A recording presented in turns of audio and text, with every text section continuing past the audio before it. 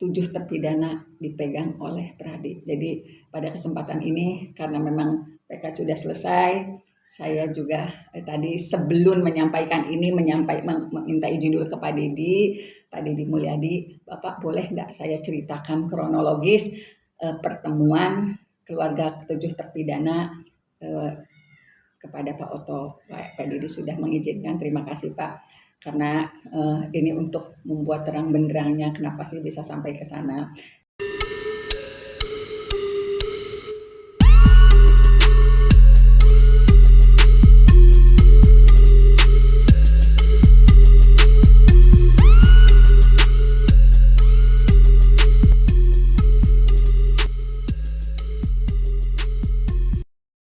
Bismillahirrahmanirrahim. Assalamualaikum warahmatullahi wabarakatuh. Selamat berjumpa lagi dengan Titin Aprilianti Adril, channel yang secara konsisten menyuguhkan berita-berita faktual dan berintegritas. Pemirsa, hari ini, malam ini di hadapan saya kembali hadir Ibu Titin Aprilianti SHMH, kuasa hukum dari Sakatata dan Sudirman. Sengaja saya minta waktu ke Bu Titin untuk sedikit berbincang-bincang tentang tentu saja kasus Bina Cirebon. Bu Titin, selamat malam. Assalamualaikum Bu Titin.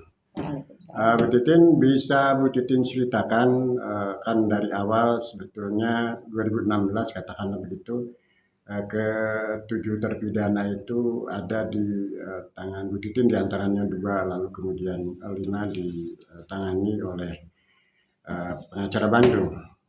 Lalu kemudian pada proses PK ternyata beralih ke Pradi, ke DPN Pradi tepatnya. Itu bisa Bu Titin ceritakan tentang bagaimana sampai kemudian ke-7 terpidana itu ditangani oleh DPN Pradi. Jadi kan sebetulnya gini, pada saat Mei berita bersamaan dengan ramainya film Vina, saya dan Sakatata kan waktu itu sempat speak up. Speak up-nya sendiri sebetulnya awalnya adalah saya diundang oleh Diskursus Net. Kemudian dari situlah diskursus itu sebetulnya awalnya hanya menanyakan betulkah yang dari film itu, karena menurut pengakuan sutradaranya 90% adalah kisah nyata. Saya bilang saya nggak nonton filmnya, tapi akan saya buka apa yang terjadi di 2016 dan saya akan mengatakan fakta sidang.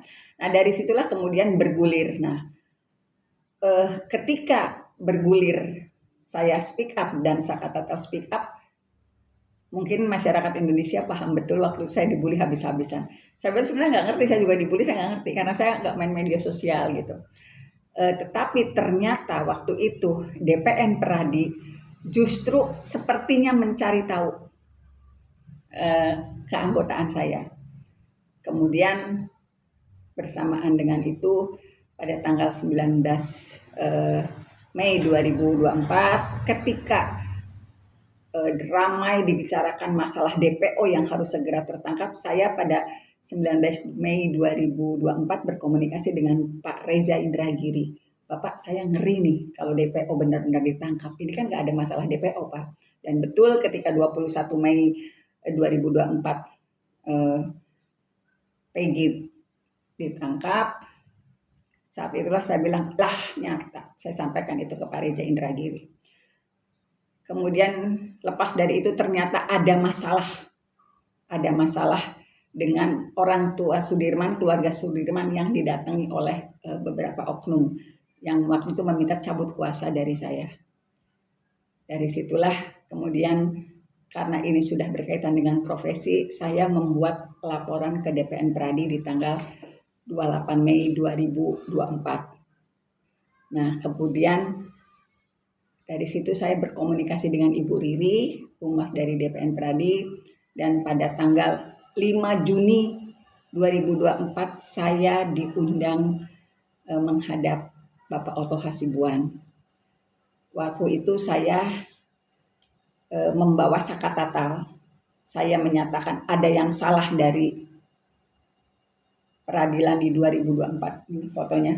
Ini pertama kalinya saya bertemu dengan Bapak Oto Hasibuan di tanggal 5 Juni 2024. 5 Juni 2024. Kemudian saya mengungkapkan bahwa bukan hanya Saka Tatal, tetapi ada 7 terpidana lain yang mendapatkan hukuman seumur hidup. Saya juga sudah membawa berkas kepada dan diserahkan kepada Bapak Oto Hasibuan bersama tim. Dari situlah waktu itu saya berharap ketujuh-tujuhnya dipegang. Tetapi pada saat yang bersamaan sebelum saya melangkah ke Bapak Oto waktu itu, saya juga sudah berkomunikasi dengan Bapak Deddy Mulyadi.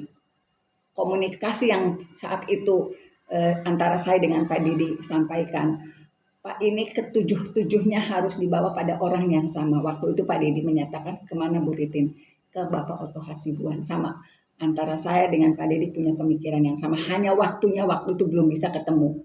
Nah, pada tanggal 5 Juni 2024 itulah ketika saya berhasil bertemu dengan Bapak Oto di waktu itu kalau nggak salah di Senayan.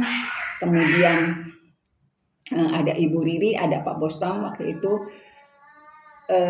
Saya menyatakan, Pak, sepertinya ketujuh-tujuhnya harus dipegang oleh Pradi, saya bilang. Tetapi mungkin saya bisa membawa keluarga Sudirman, tetapi saya kayaknya tidak memiliki kemampuan kalau harus membawa yang 6 orang itu menghadap Bapak.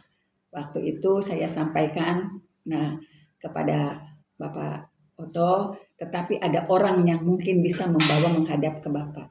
Pak Oto Hasibuan waktu menanyakan siapa Bu Titin, saya sebutkan Bapak Deddy Mulyadi. Jadi pada hari itu juga masih di hadapan Pak Oto Hasibuan, saya tulis WA ke Pak Deddy, Bapak seperti yang kita bicarakan, hari ini sekarang saya berada di hadapan Bapak Oto. Apakah Bapak bisa saya telepon? Saya melihat waktu itu semua sedang berpihak, alam sedang berpihak kepada kita. Tanpa hitungan menit berapa detik kemudian Pak Deddy langsung menelpon. Saya menyatakan, Pak Deddy, mohon maaf ini saya di hadapan Pak Oto. Dan saat itulah handphone saya yang berkomunikasi dengan Pak Deddy saya serahkan ke Bapak Oto Hasibuan. Itu sudah merekonstruksi setelah bertemu dengan saya, bertemu dengan keluarga Saka, dengan keluarga Sudirman, merekonstruksi perjalanan di mana sih anak-anak itu di 2016 akhirnya memiliki keyakinan dan membantu. Dari situlah pada akhirnya 7 terpidana dipegang oleh Pradi. Jadi pada kesempatan ini karena memang PK sudah selesai, saya juga tadi sebelum menyampaikan ini meminta izin dulu ke Pak Deddy Mulyadi, Bapak boleh nggak saya ceritakan kronologis pertemuan keluarga 7 terpidana kepada Pak Oto. Pak Deddy sudah mengizinkan, terima kasih Pak. Karena ini untuk membuat terang benderangnya kenapa sih bisa sampai ke sana. Sebetulnya kalau saya sih memang, dan luar biasanya itu yang saya bilang semesta alam mendukung. Karena pada saat saya WA, Pak mohon maaf ini saya di depan Pak Oto Hasibuan, bisa nggak Pak saya telepon? Itu dalam hitungan detik, nggak main menit lagi. Pak Deddy langsung telepon. Alhamdulillah handphone saya waktu itu masih jelek banget. Karena Pak Deddy telepon, kemudian saya serahkan, saya komunikasi antara Pak Deddy dengan Pak Oto. Alhamdulillah pada akhirnya 7 terpidana akhirnya sampai pada titik PK. Keputusan saya untuk berkomunikasi secara instan dengan Pak Deddy, kemudian juga pada akhirnya di tanggal 5 Juni 2024 itu, walaupun dari handphone jelek ada komunikasi antara, Pak Deddy dengan Pak Oto. Selanjutnya 2 tokoh besar itulah yang pada akhirnya membawa ke-7 terpidana itu sampai di titik PK. Oke, terima kasih Bu Titin. Sehat-sehat selalu Bu Titin. Demikian tadi pemirsa wawancara saya dengan Ibu Titin Priharyanti, kuasa hukum Sudirman dan Saka Tatal. Mudah-mudahan bermanfaat. Mohon maaf kalau ada salah kata. Yang belum subscribe silahkan subscribe, jangan lupa notifikasinya, loncengnya ditekan, lalu kemudian share dan komen. Billahi taufiq wal hidayah. Assalamualaikum warahmatullahi wabarakatuh.